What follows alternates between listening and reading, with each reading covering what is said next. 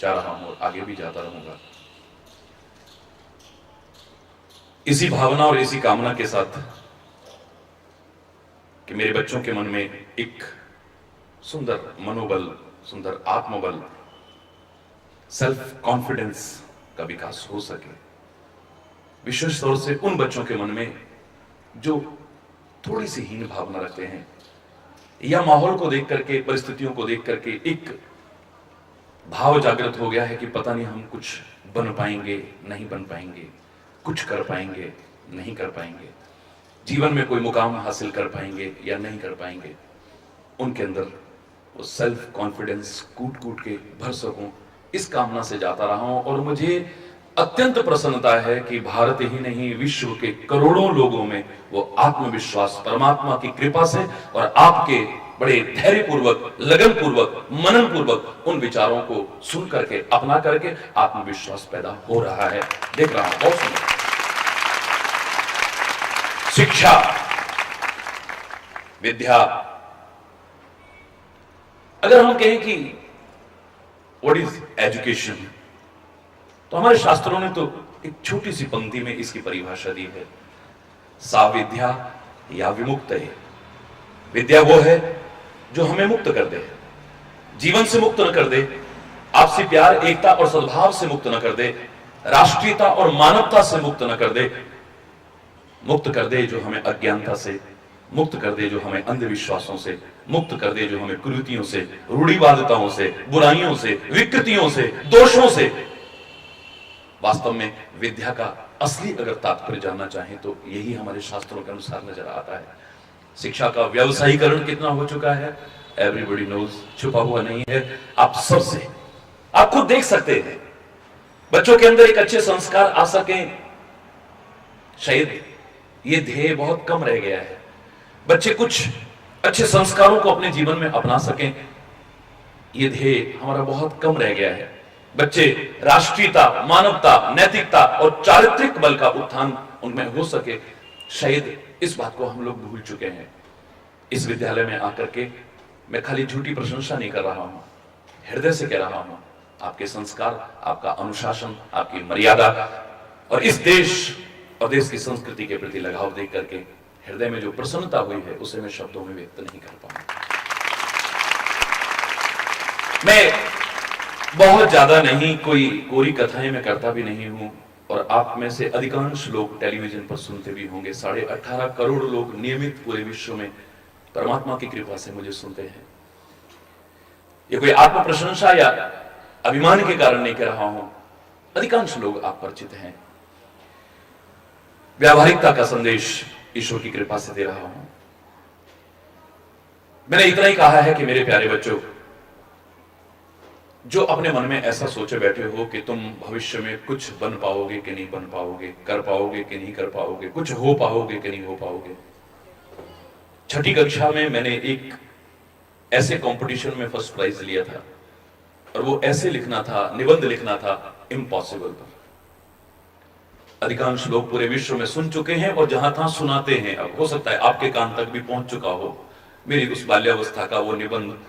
लोगों ने 8-8, 10-10 पन्ने रंगे थे मेरे प्यारे बच्चों, लेकिन मैंने खाली इतना लिखा था, आई, बोलो, प्लस एम प्लस पॉसिबल।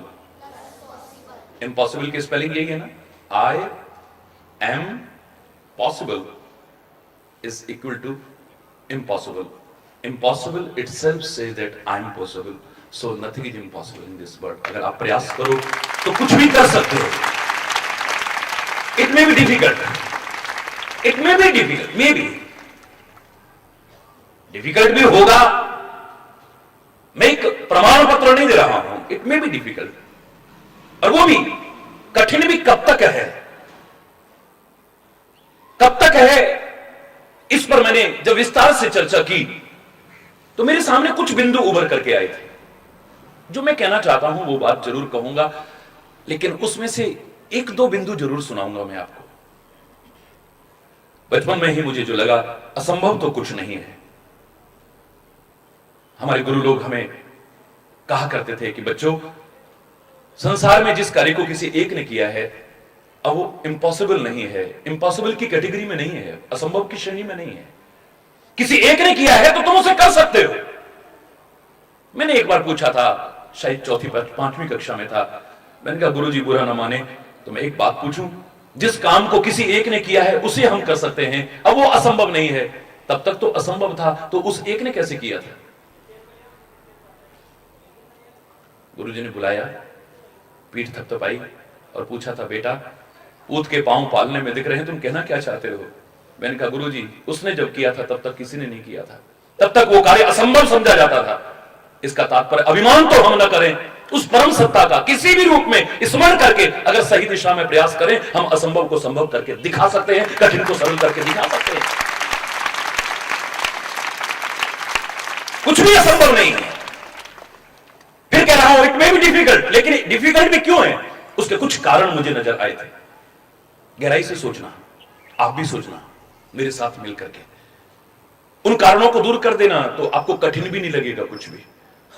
ये क्या है, ये तो हम भी कर सकते हैं। आत्मविश्वास आपके अंदर जागृत होगा, सेल्फ कॉन्फिडेंस आएगा आपके मन में। कोई भी कार्य मुझे कठिन भी क्यों लगता है? पहला कारण है मैं उस काम को करने की कोशिश ही नहीं करता हूं।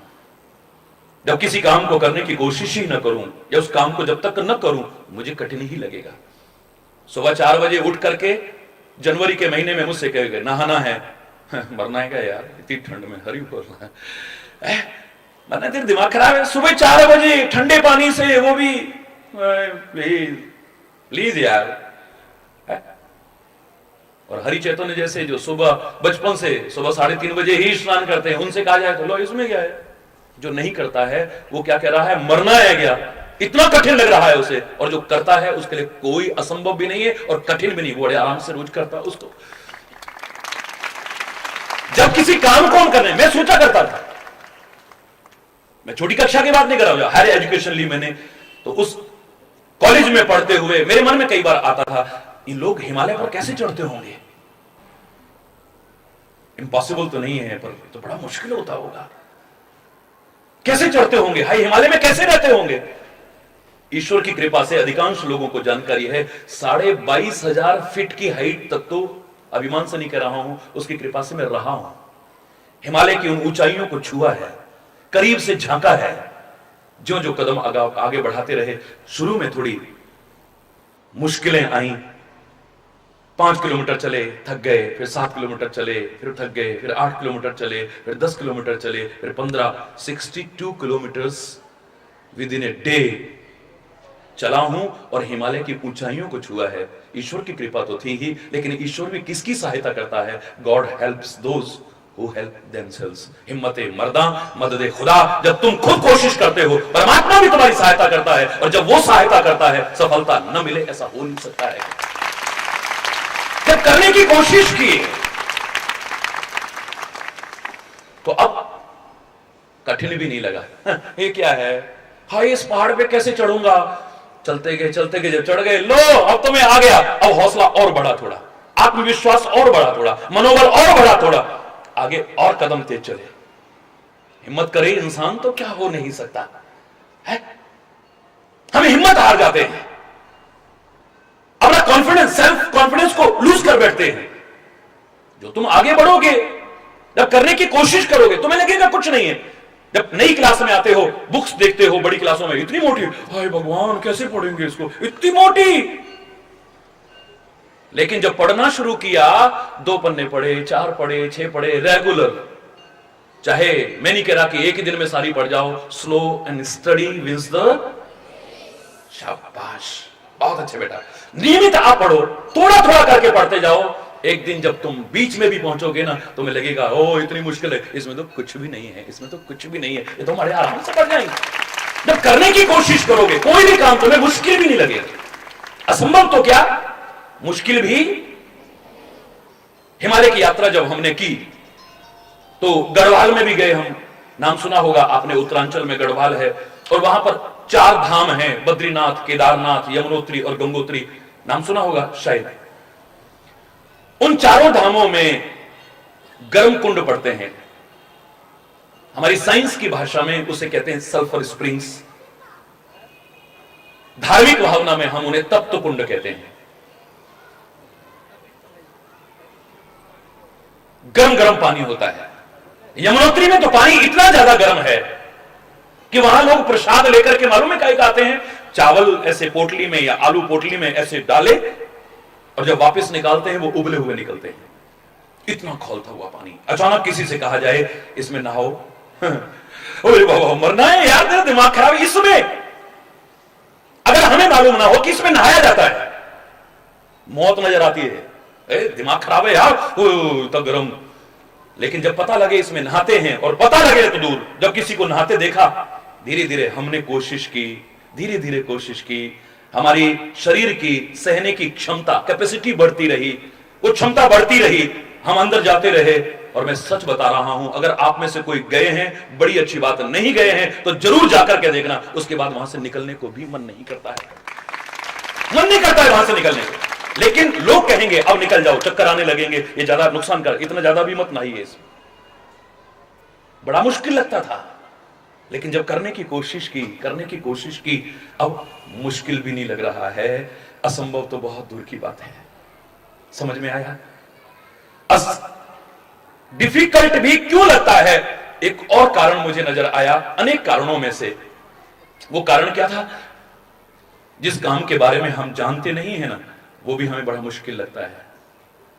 हम जानते ही नहीं तो हमें लगेगा नहीं ये तो हम कैसे कर पाएंगे, how it can be possible, ये तो बहुत मुश्किल है, नहीं नहीं नहीं नहीं, हमारे बस की बात नहीं।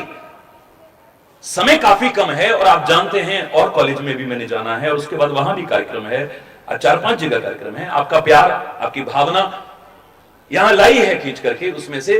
तो ज्यादा विस्तार से नहीं कह रहा हूं मैं, एक छोटा सा उदाहरण दूंगा। जिस काम के बारे में हम नहीं जानते हैं वो भी हमें कठिन लगता है।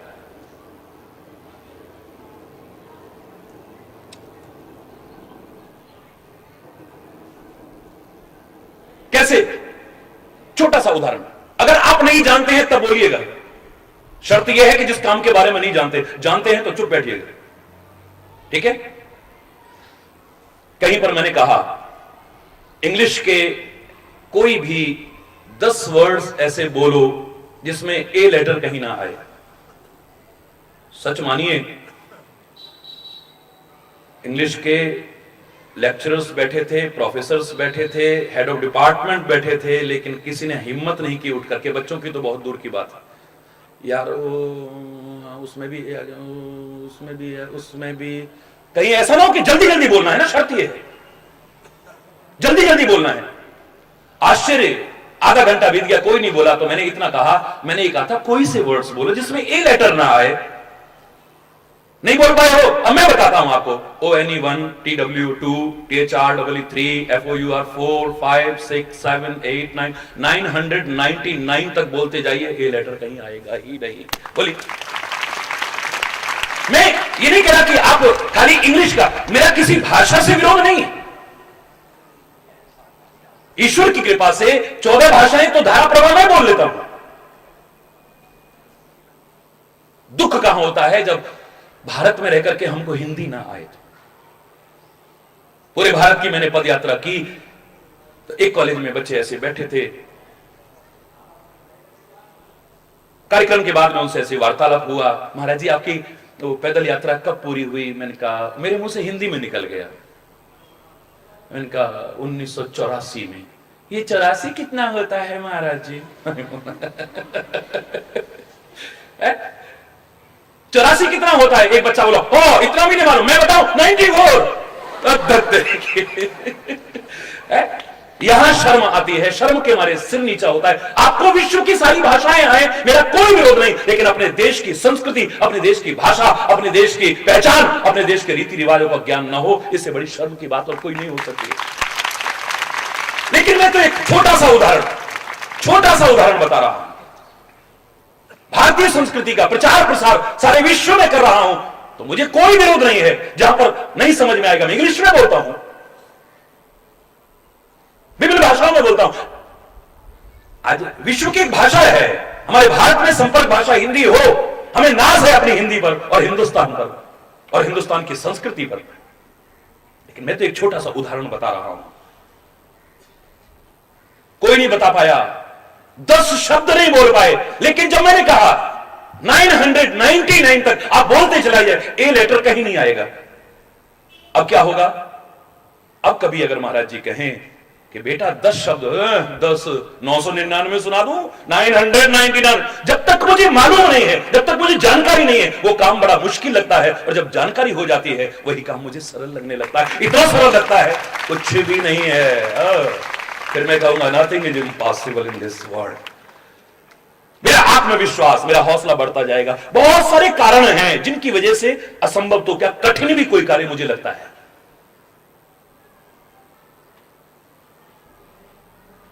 सारे नहीं बता रहा हूं अभी। मैं तो यह कहना चाहता हूं कि आप अपने अंदर हीन भावना मत लाओ, अगर किसी में है तो। कल भी वहां प्रवचन में यही बात चल रही थी, दोनों कॉम्प्लेक्स बुरे हैं, सुपीरियरिटी कॉम्प्लेक्स भी, और जोर से बोलो, वेरी गुड, बहुत अच्छे बेटा। सुपीरियरिटी कॉम्प्लेक्स जहां हमारे मन में आ जाता है, हम अपने आप को सुपीरियर समझ बैठते हैं, जीनियस समझ बैठते हैं, हमारी प्रगति का मार्ग रुक जाएगा। हमें लगेगा कि हम अब बहुत कुछ हो गए हैं, आगे करने की जो एक प्रबल इच्छा थी वो कम होती चली जाएगी, हमारे प्रयासों में कमी आएगी, और जहां प्रयासों में कमी आएगी तो सफलता तुम्हारी दूर होती चली जाएगी। ओवर कॉन्फिडेंस बुरी चीज नहीं है, लेकिन ओवर कॉन्फिडेंट हो जाओगे आप, और ओवर कॉन्फिडेंट जो बच्चा हो जाता है, कई बार इसके कारण उसे असफलता का मुंह देखना पड़ता है। ओवर कॉन्फिडेंट मत हो जाना। हमारे लिए क्या मुश्किल है, हमारे लिए क्या मुश्किल है, हमारे लिए क्या मुश्किल है, ये तो हमारे कुछ नहीं, हम तो 2 दिन पढ़ेंगे तो पास हो जाएंगे। हरि बोल, एक बार जोर से बोलो ना, ये हमारी कौन सा मुश्किल है। महाराज जी कह गए थे ना, nothing is impossible, it may be difficult, और डिफिकल्ट भी, लेकिन शर्त यह है करो, जानो उसके बारे में, तब डिफिकल्ट नहीं है, वरना तो विचार करके देखिएगा। ना सुपीरियरिटी कॉम्प्लेक्स हो हमारे अंदर, ना अपने आप को इंफीरियर समझे। और आज इन 2 कॉम्प्लेक्स के बीच में बच्चे मेरे झूल रहे हैं, और बच्चे क्या, बड़े भी। किसी को अकड़ है अपने ज्ञान की, अपने रूप की, अपने पैसे की, अपने खानदान की, किसी को किसी चीज की, वो अपने आप को सबसे एक वो समझता है, सुपीरियर समझता है, एक इंफीरियर समझता है। जरा सी हाइट कम हो गई, आ गई हीन भावना। होती है कि नहीं, बोलो। मेरी काश लंबाई हो जाए, चाहे झूठे विज्ञापनों में वो चप्पल के नीचे लगा के, उसको होना जाना कुछ भी नहीं एक हीन भावना आ जाती है। जरा मेरी हाइट कम रह गई, हीन भावना आ जाती है। जरा मेरा रंग सांवला हो गया, मेरे में हीन भावना आ जाती है। जरा मेरे कपड़े औरों से जरा हीन भावना आ जाती है। हीन भावना नहीं। विवेकानंद जब अमेरिका में गया था ना, मालूम है आपको, मजाक उड़ाया था एक अंग्रेज महिला ने उसका, what is gentleman, what is, उसके कपड़े देख करके मजाक उड़ाया था। विवेकानंद रुका, देखिए उसका सेल्फ कॉन्फिडेंस। वो कहता है, ठहरिए मैम, ठहरिए जरा 1 मिनट, तुम्हारे यहां जेंटलमैन बनते हैं सूट बूट टाई और हेड से, और मेरे यहां जेंटलमैन उसको कहते हैं जो वास्तव में जेंटल होता है। जो जेंटल नहीं होता उसे जेंटलमैन नहीं कहते। ये कपड़ों से कोई जेंटलमैन होता हो जो वास्तव में जेंटल, जेंटलमैन है। बहुत अच्छे। ये कपड़ों से, सूट से, टाई से और इनसे अगर हो तो फिर मुंह इतना सा रह गया उसका। एक आत्मविश्वास है, हीन भावना नहीं है मन में। हमारे अंदर जरा जरा बात में, दूसरा स्कूटर पे आता है, मोटरसाइकिल पे आता है, हम साइकिल पे आते हैं, हीन भावना आ गई हमारे मन में।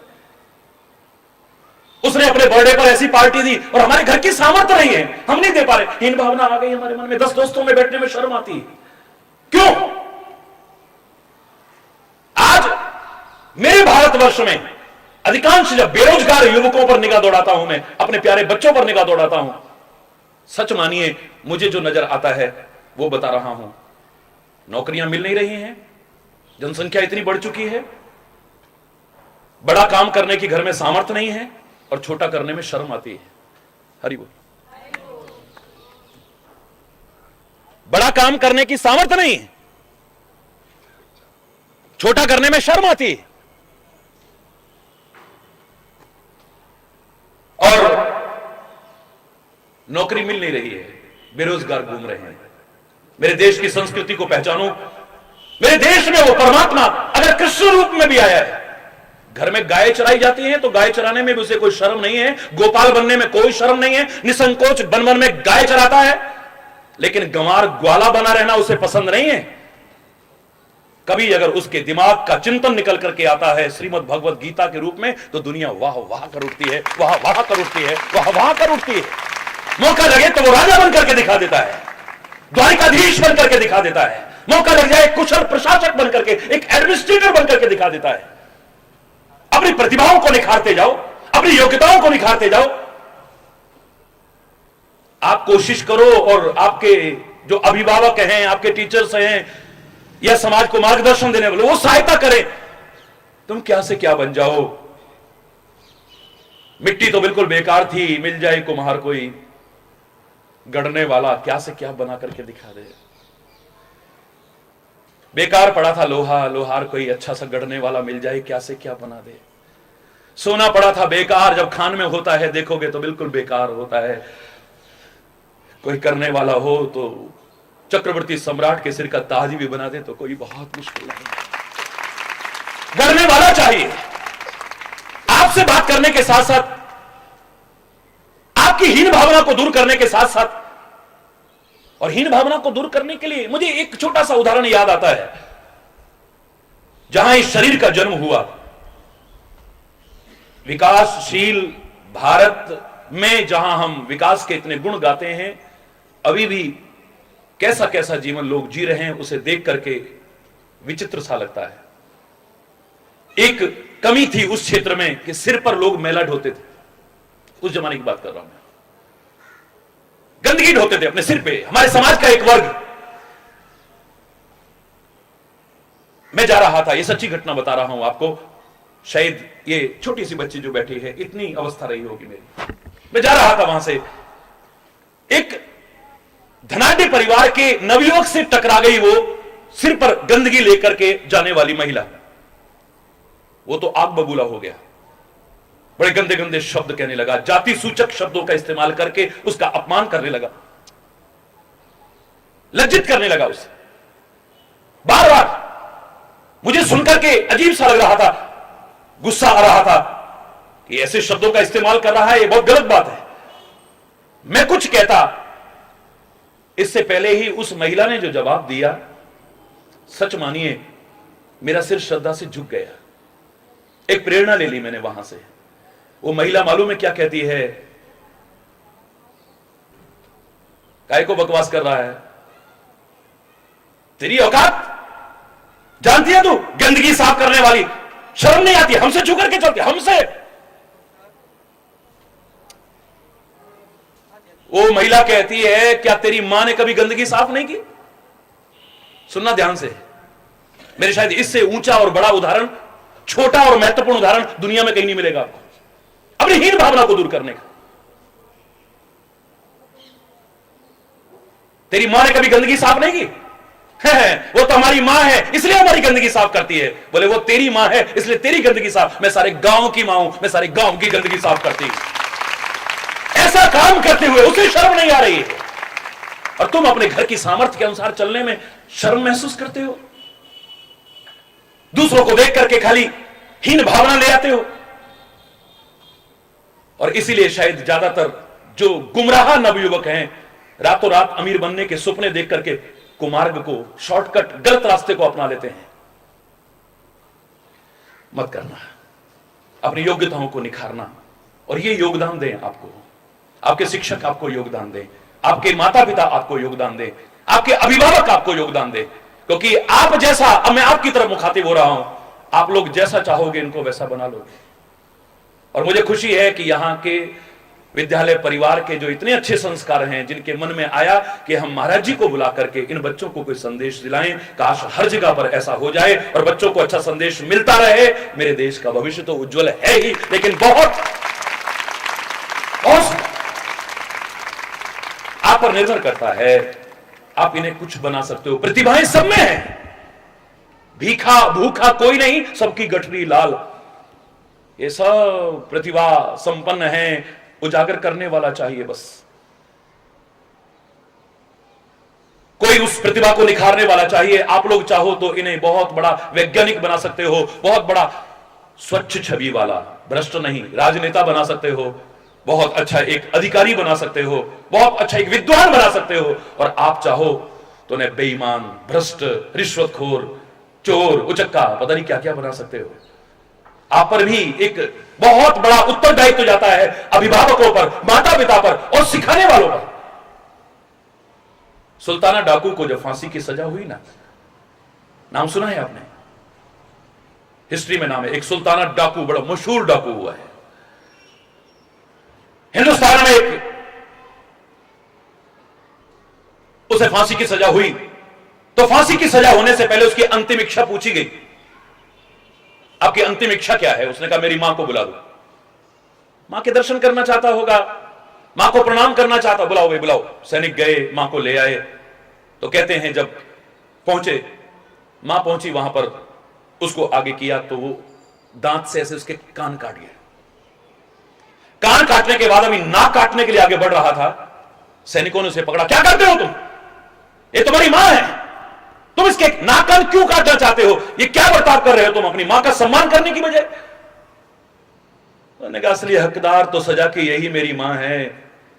मुझे याद है बचपन में अपने पड़ोस से एक मुर्गी चुरा के लाया था मैं। ये उसका स्टेटमेंट है, सुनिए आप जरा। मैं अपने पड़ोस से एक मुर्गी चुरा के लाया था, मेरी मां ने मुझे थप्पड़ तो मारा था, लेकिन मेरे गाल पर नहीं, मेरी पीठ पर थपथपाते हुए, शाबाशी देते हुए मारा था।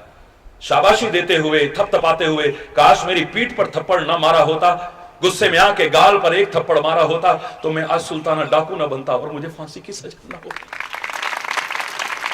इन पर निर्भर करता है हमें क्या बनाना चाहते हैं।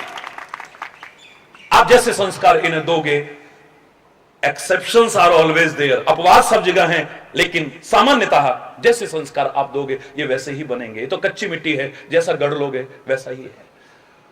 अगर आप ही ऐसा करेंगे, गलत मार्ग पर चलेंगे, तो बच्चों से सही मार्ग पर चलने की आशाएं मत रखिएगा। बच्चे देखते हैं आप अपने माँ बाप के साथ कैसा बर्ताव करते हो, आप अपने सास ससुर के साथ कैसा बर्ताव करते हो, आप अपने बड़े बुजुर्गों के साथ कैसा बर्ताव करते हो। अगर गलत करते हो तो अपने बच्चों से कल को आदर की, सेवा की, सम्मान की कामना करना शायद मूर्खता ही होगा। फिर ये जो देखते हैं वही सीखते हैं, जो सुनते हैं वही सीखते हैं। अच्छा अच्छा सिखाने की कोशिश करना। आम के बगीचे में एक नवयुवक को, एक छोटे से बच्चे को आम के पेड़ में से आम तोड़ते हुए आम के बगीचे ने मालिक ने देख लिया। बगीचे के मालिक ने देखा, खींच करके नीचे उतारा, एक थप्पड़ मारा बड़ी जोर से, बड़ी जोर से एक थप्पड़ मारा, गाल बिल्कुल उंगलियां छप गई, इतनी जोर से मारा। नालायक, मैं तेरे बाप को भी जानता हूं, कितने बड़े घर का लड़का होकर के तेरे को शर्म नहीं आती चोरी करके? तू आता मेरे पास, एक टोकरा आम मैं तेरे को दे देता, चल तेरे पिताजी के पास लेकर के चलता हूं, ये सीखे। बच्चा हंसने लगा, बड़ी जोर जोर से हंसने लगा। अरे मैंने थप्पड़ मारा, तेरे पिताजी के पास ले जा रहा हूं और तू हंस रहा है। कहां ले जाओगे पिताजी के पास? बगल के पेड़ में मेरे पापा भी आम तोड़ रहे हैं। जब पापा ही आम चोरी करके तोड़ेंगे तो बच्चों से क्या उम्मीद करोगे? बोलो ना। ये मात्र हंसने की बात नहीं है। हम चाहें तो इनकी प्रतिभाओं को उजागर कर सकते हैं, निखार सकते हैं। नहीं, एक बगीचे में बड़े सुंदर सुंदर गुलाब खिले हुए थे, बड़े सुंदर सुंदर। एक गुलाब इतना बड़ा फूल, लेकिन फूला हुआ था। फूला माने खिला भी होता है, फूला माने अकड़ा भी होता है, अकड़ में था। और अकड़ करके अपने नीचे पड़े एक पत्थर का अपमान करने लगा और तिरस्कार करने लगा, बड़े जले कटे शब्द सुनाने लगा। एक पत्थर पड़ा था नीचे। अबे ओ पत्थर, जब हमारी कलम लगाई गई थी ना, हम तुमसे भी नीचे थे, आज देखो हम तुम्हारे ऊपर चले गए हैं और हमारी खुशबू चारों ओर फैल रही है, हमारे जीवन का सौंदर्य कितना निखर उठा है और तुम वहीं के वहीं पड़े हो। पत्थर बोला, गुलाब मुझे खुशी है, मेरे साथ से ही मेरा एक भाई, मेरे पड़ोस में से एक भाई इतना तरक्की कर गया, मुझे बहुत खुशी है। परमात्मा ऐसी तरक्की सबको दे। लेकिन ये अभिमान करना अच्छा नहीं होता है। अभिमानी का सिर तो हमेशा एक दिन नीचा होता है। क्यों कर रहे हो अहंकार? ये अनुचित है। अंगूर खट्टे हैं, ग्रेप्स साहब। हाँ, आपको पता है, जब कुछ तुम बन नहीं सके हो तब कह रहे हो ऐसा, और तुम बन भी नहीं पाओगे। तुम जीवन भर यहीं के यहीं पड़े रहोगे। पत्थर फिर कहता है, देखो भविष्य के गर्त में क्या छुपा है, गॉड नोज। अहंकार मत करो, फिर कह रहा हूं, अभिमान मत करो। अभिमानी का सिर हमेशा नीचा होता है। अहंकार में आकर के ऐसे करने लगा। दिन पलटे, एक मूर्तिकार वहां से निकल रहा था। अचानक उस चिकने गोल मटोल पत्थर पर निगाह गई। कहने लगा, वाह, ये तो बड़ा सुंदर पत्थर है, इसकी तो बड़ी प्यारी मूर्ति बन सकती है। मजदूर बुलाए, बगीचे के मालिक से आज्ञा लेकर वो पत्थर उठवाया। पुराने जमाने की बात है, बैलगाड़ी में लादा, लेकर के अपने घर में आया और शुरू हो गया छेनी और हथौड़ी की चोटों से। जैसे जैसे चोट पड़ती रही, एक सुंदर आकृति उभरती रही, एक आकर्षक आकृति उभरती रही। कष्ट पाकर के ही कोई कुछ बनता है। आज अगर मौज मस्ती करेंगे तो कल को फिर हरि बोल, और आज अगर थोड़ा कष्ट भी उठा लोगे तो जीवन में वो सुख और आनंद के भागीदार बनोगे जो शायद तुमने कभी कल्पना भी न की हो। मेरे बच्चे, मिटा दे अपनी हस्ती को। अगर कुछ मर्तबा चाहे कि दाना खाक में मिलकर गुलो गुलजार होता है, कुछ खो करके कुछ पाता है व्यक्ति, कष्ट पाकर के ही कुछ बनता है व्यक्ति। बड़े सुंदर आकृति आई, मूर्ति बनी। मूर्ति बन करके दुकान पे रख दी। घर में पैसे की कमी थी, मजबूरी में बेचने को मन नहीं कर रहा है, आंखें हटती नहीं, इतनी प्यारी मूर्ति बनी।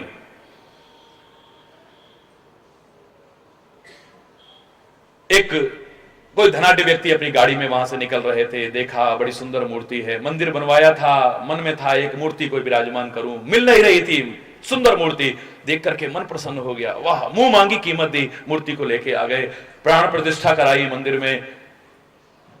प्राण प्रतिष्ठा कराने के बाद में लोग श्रद्धा और भावना से वहां पर आकर के पूजन करने लगे, श्रद्धा से नमन करने लगे।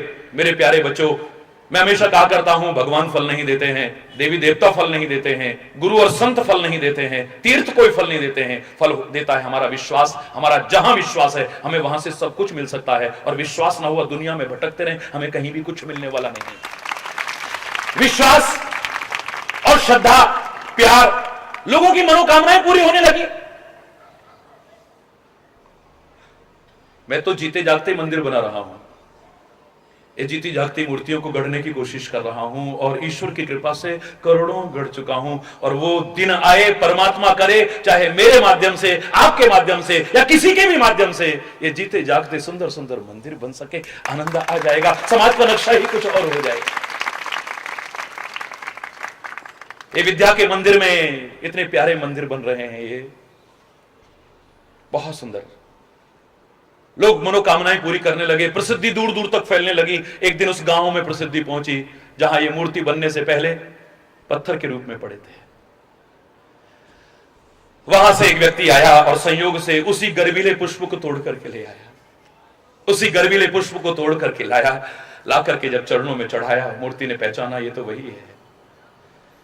मैं तेरा तिरस्कार नहीं करूंगा, मैं तेरा अपमान नहीं करूंगी, मैं तेरे को जले कटे वचन सुनाने वाले नहीं हूं। लेकिन याद कर, मैंने कहा था ना, कोई निखारने वाला मिल जाए तो प्रतिभा को निखार करके व्यक्ति को कहां से कहां पहुंचा सकता है।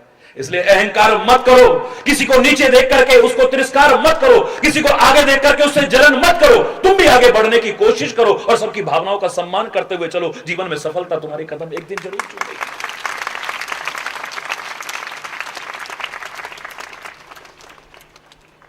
सिखाने वाले भी अपने जीवन के आचरण में अपनाते हुए आपको सिखाने की कोशिश करें, और आप सीखने की कोशिश करो, बढ़ने की कोशिश करो आगे। अपने आप को निर्बल मत समझना, असहाय मत समझना, असमर्थ मत समझना। परमात्मा की औलाद हो तुम। मैंने कभी नहीं सोचा था कि मैं इस रूप में कभी होऊंगा। ये उसकी, मेरे गुरु महाराज की क्या प्रेरणा रही, मैं इसके बारे में कुछ नहीं कह रहा हूं। कॉलेज में पढ़ता था, धार्मिक संस्कार बचपन से थे, लेकिन मैं कहा करता था कि समाज में रह के भी तो बहुत कुछ हो सकता है, खाली घर बार छोड़ के और ऐसे होने से ही क्या करना है। मुझे पता नहीं था कि मेरे माध्यम से प्रभु इस रूप में कुछ कराना चाहते हैं। मैं कहता हूं आप जहां भी हैं, जिस क्षेत्र में भी आगे बढ़ें, एक अच्छा सा उदाहरण प्रस्तुत करें, अपने कुल का, अपने क्षेत्र का, अपने वतन का नाम उजागर करने की कोशिश करें। जीवन सफल है। जिस क्षेत्र में भी आप आगे बढ़े, मैं नहीं कह रहा आप इस क्षेत्र में बढ़े, मैं नहीं कह रहा उस क्षेत्र में बढ़े, मैं नहीं कह रहा उस क्षेत्र में, आप कहीं ना कहीं एक मुकाम हासिल करें। और मेरे प्यारे बच्चे, प्यारे शिष्य, डॉक्टर साहब शुरू में कह रहे थे महाराज जी इन चीजों पे बहुत ध्यान देते हैं कि जीवन में एक एम बनाओ, अपना लक्ष्य बनाओ। अगर लक्ष्य नहीं है तुम्हारा, तो मैं कहा करता हूं एमलेस व्यक्ति, लक्ष्य विहीन मानव कैसा है? घड़ी के पेंडुलम की तरह, जस्ट लाइक ए पेंडुलम। बड़ी बड़ी घड़ियां जो होती हैं, दीवार घड़ियां, वो पेंडुलम कहते हैं, उसको हिलता रहता है। मैं कहा करता हूं लक्ष्य विहीन मानव घड़ी के पेंडुलम की तरह है। जब तक चाबी है बेचारा हिलता डुलता तो है, लेकिन एक कदम भी आगे नहीं बढ़ता है। ऐसे ही लक्ष्य विहीन मानव भी जब तक श्वास रूपी चाबी इस जीवन में है, तब तक जीवन भर कुछ ना कुछ करता तो है, लेकिन हासिल कुछ भी नहीं कर पाता है। एम नहीं, बच्चों से पूछा जाए व्हाट इज योर एम,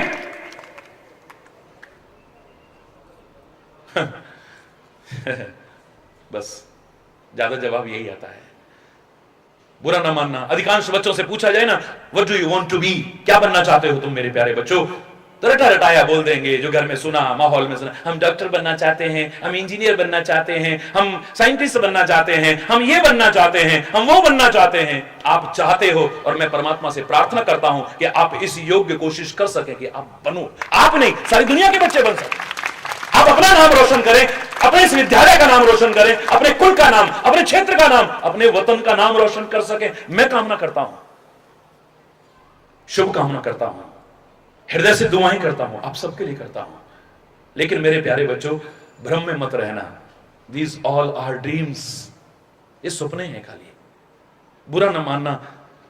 मेरे प्यारे बच्चे हो, इसलिए आपसे कह रहा हूं, मैं ये बनना चाहता हूं, मैं ये बनना चाहता हूं, मैं ये बनना चाहता हूं, मैं ये बनना चाहता हूं। These all are dreams, सपने हैं ये सारे के सारे। सपने भी देखो, मेरा कोई विरोध नहीं है, और सपने भी देखो। तो मैं कहा करता हूं नीचे नहीं, बहुत ऊंचे ऊंचे सपने देखो, बहुत ऊंचे ऊंचे सपने, नीचे सपने मत देखो। लेकिन इतना साथ में मत भूलना, इस वाक्य को याद रखना, सपने देखना बुरी बात नहीं है, but you have to pay the price to make them come true. You have to pay the price to make them come true. उनको साकार करने के लिए आपको कीमत भी चुकानी पड़ेगी, इसको भूलने की कोशिश मत करना। आपको प्रयास नहीं करना, कोई बातों से नहीं है, खाली कहने से काम नहीं चलने वाला है। आपकी मेहनत, बड़ों के आशीर्वाद, परमात्मा की कृपा, आप सबका, इस विद्यालय का और मेरे देश का, सारे समाज का उज्जवल भविष्य हो। समय अभाव के कारण अगर कोई गलत शब्द निकला हो, उसके लिए क्षमा चाहता हुआ मजबूरी में अपनी वाणी को विराम दूंगा। एक बार मेरे साथ सारे मिल करके जोर से बोलेंगे, भारत माता की। जोर से बोलेंगे, भारत माता की। जरा हाथ ऐसे करके जय बोलेंगे आप खाली, भारत माता की, भारत माता की, वंदे मातरम, वंदे मातरम, वंदे मातरम। मेरे साथ सभी लोग मिलकर के, खड़े होकर के राष्ट्रगान बोलेंगे। धन्यवाद, बहुत बहुत धन्यवाद।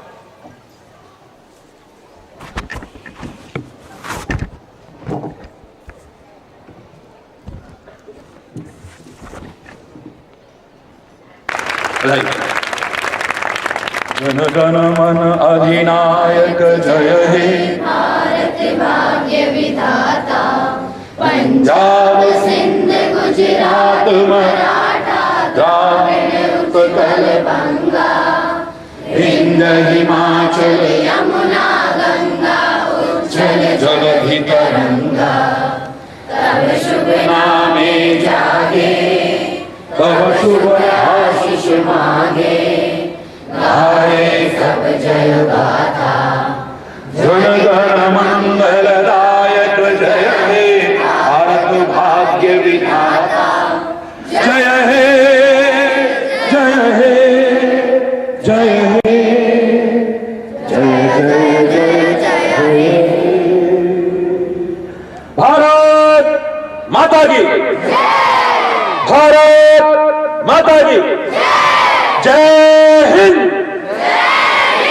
जय हिंद जय हिंद धन्यवाद बहुत बहुत धन्यवाद।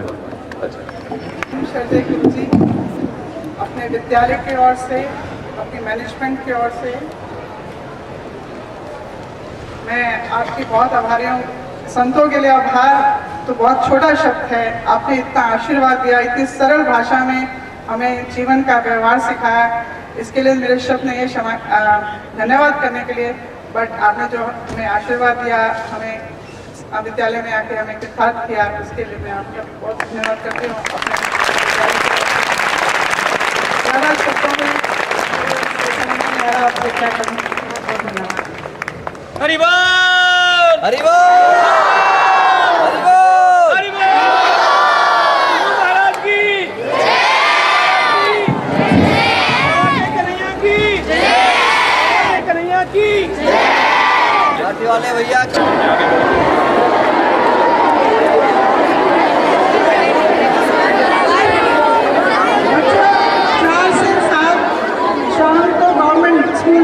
पे भी महाराज का कार्यक्रम है।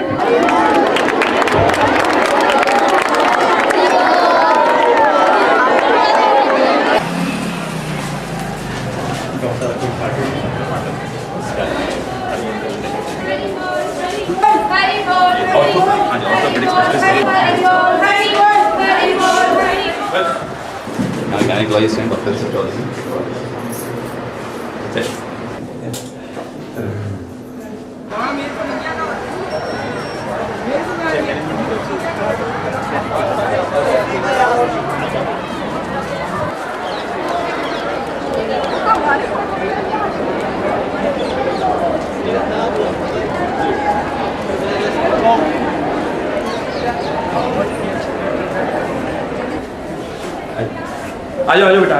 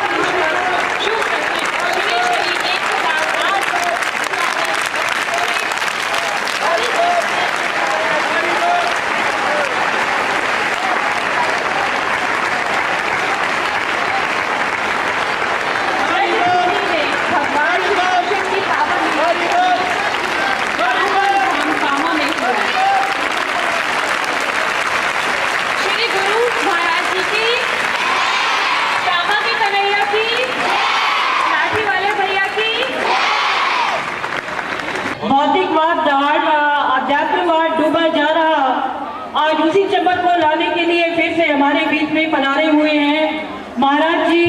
सब बच्चे इनकी जय बोलेंगे जोरों से। इसका श्रेय चंद्रा अग्रवाल जी को जाता है कि वो एक सोशल वेलफेयर हमारे स्कूल की ऑफिसर रही है और उन्होंने पूरे सोनीपत का कल्याण करने के लिए इनको यहाँ आमंत्रित किया है।